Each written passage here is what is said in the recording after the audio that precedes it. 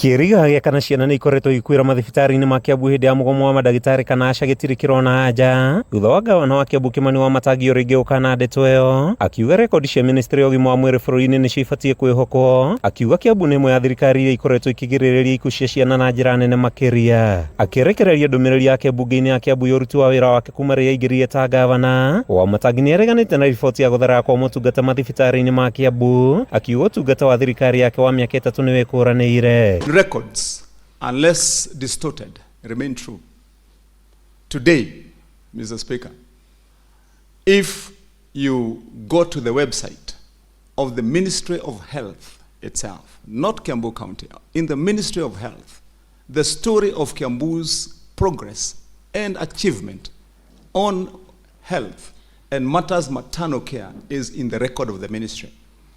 Mr. Speaker, I dare those that have been spreading those falsehoods to go to the website of the ministry itself and look at the record of Kiambu. Today, Mr. Speaker, we see more than 6 million outpatients in all the facilities in Kiambu County. Wamatangi arekereirie riboti ĩno thutha wa thibitarĩ mũnene wa Kenyatta kwanĩrĩra wongerereku wa namba ya arwaru kuma kaunti-inĩ cia Kiambu na Nairobi kũrĩa gũkoretwo na mĩgomo ya arigitani. Hĩndĩ ya kũrekereria ndũmĩrĩri yake Wamatangi nĩ augĩte thirikari yake ndĩtigĩte na thutha ũthii wa na mbere sekta-inĩ ingĩ ta ũrĩmi, wonjoria, mathako, gĩthomo gĩa ciana cia natharĩ hamwe na sekta ingĩ. Wamatangi nĩ ongereire atĩ thabarĩ ya gũtua Thika mũciĩ mũnene no ĩthiĩte na mbere na kũnyita thing'a, thabarĩ ĩrĩa ruga yarĩka nĩ kũhe Thika ũthiũ mwena na kũgacĩrithia ũtonga wayo na makĩria. Through the Angaza Kiambu initiative, we are installing 12,000 solar street lights across all our wards.